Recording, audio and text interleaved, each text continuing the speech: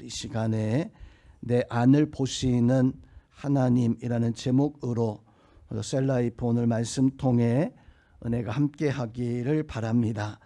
예루살렘에서 예수님을 만나러 왔었던 바리새인들과 서기관들이 예수님의 제자들이 먹을 양식을 먹는 때 손을 씻지 않는 것을 보고 힐난했을 때 예수님께서 이제 그 바리새인들과 서기관들에게 과연 율법이 중요한가 아니면 마음의 법이 중요한가라고 하는 것을 교훈하고 난 연후에 오늘 말씀은 14절 16절의 말씀은 이제 예수님의 비유로 말씀하신 어떤 교훈이 있습니다.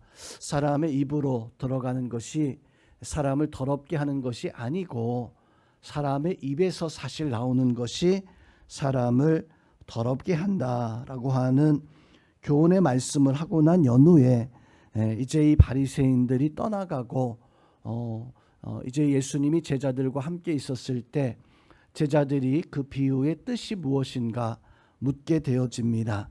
저는 오늘 제자들의 그 물음을 통해서 그 바리새인들과 서기관들도 역시 마찬가지로 예수님의 참다운 뜻을 알지 못하고 그냥 그저 돌아갔으리라 여겨질 수 있습니다. 즉 제자들도 예수님의 말씀의 의미를 알지 못하고 그 말씀이 어떤 비유의 말씀입니까? 그 뜻이 무엇입니까?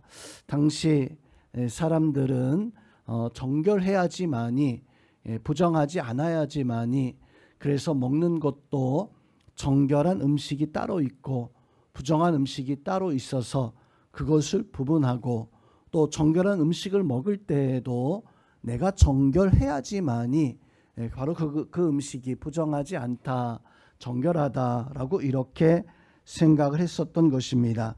근데 예수님께서는 제자들에게 오늘 교훈하기를 사람이 먹는 것, 즉 바리새인들과 서기관들이 말하는 손을 씻고 먹는 그것이나 정결한 음식을 먹는 것이나 이런 것들로 사람이 깨끗하고 더럽고 구분되는 것이 아니라 사실은 입에서 나오는 것이 사람을 더 더럽게 한다. 그러면서 오늘 21절부터 말씀 속에서 마음에서 나오는 악한 생각들에 대해서 예수님은 말씀하십니다. 즉 간음, 도둑질, 살인, 탐욕, 악독, 음탕, 질투, 비방, 교만함, 우매함 이러한 것들이 사실은 사람을 더 악하게 더럽게 한다라고 이렇게 그 비유의 뜻을 말씀을 해주고 있습니다. 오늘 예수님께서 이렇게 말씀하신 또 비유로 풀어주신 이 말씀 통해서 우리가 본문의 내용과 또 제자들이 바로 예수님에게 물었던 말씀을 통해서 우리가 어떤 은혜와 어떤 교훈을 받을 수 있습니까? 당시 바리새인들 뿐만 아니라 예수님의 제자들조차도 사실은 장로의 유전, 또 전통이라고 하는 소위 구전 율법에 흘러내려오는 그러한 것들에 더 많이 젖어 있었습니다. 즉 하나님은 우리가 마음 중심에 어떤 마음을 가지고서 하나님의 말씀을 가지고 살아가는가 그것을 하나님 더 귀히 여기심에도 불구하고 당시 사람들은 어떤 하나님이 우리에게 원하시는 마음보다 어떤 형식과 격식 또 어떤 율법과 형식주의에 많이 매어져 있었던 그러다 보니까 음식에서도 부정한 음식과 정결한 음식 또 그 정결한 음식을 먹을 때에도 어떻게 먹느냐에 따라서 어떤 편견을 가지고 있었던 것입니다.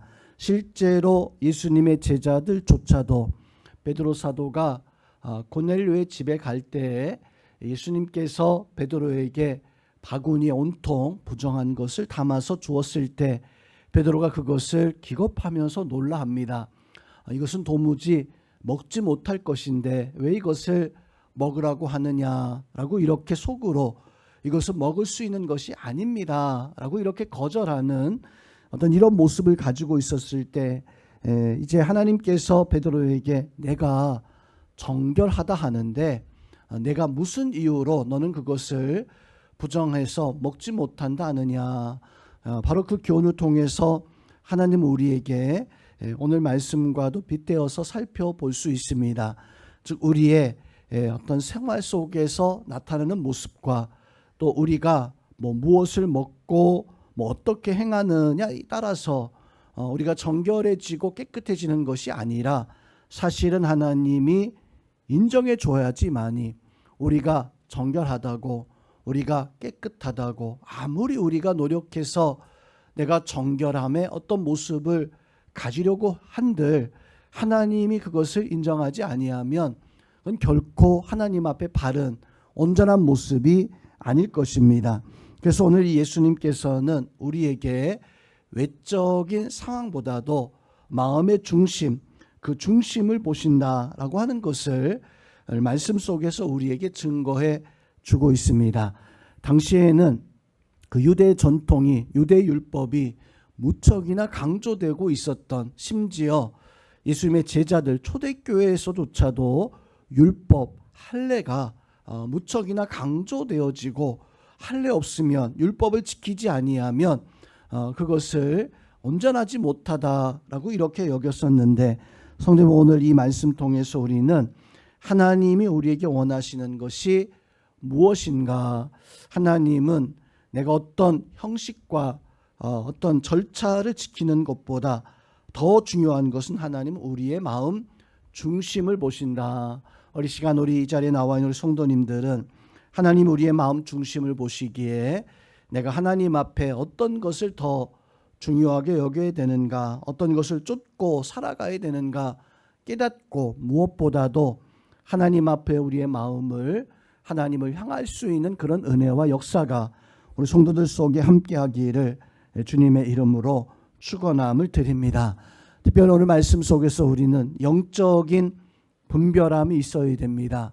사람은 영적인 것보다도 어찌 보면 육적인 것에 더 많이 매여 있을 수 없어요. 왜냐하면 우리가 육체의 제한을 받고 육체에 어떤 매여서 살아가다 보니까 교회 안에서도 어떤 육체적인 것들, 영적인 것보다는 외향적인 것들을 더 많이 바라볼 수밖에 없습니다. 어떤 사람이 더 격식을 잘 갖추느냐, 어떤 사람이 더 훌륭한 외향의 모습을 가지고 있느냐. 그래서 많이 배운 사람, 적게 배운 사람, 또 많이 가지고 있는 사람, 못 가지고 있는 사람, 또 깨끗한 모습을 가지고 있는 사람, 혹은 냄새나거나 추한 모습을 가지고 있는 사람, 그것에 따라서 우리는 사람인지라 육체적으로 외향적인 모습에서 이렇게 구분할 수밖에 없어요.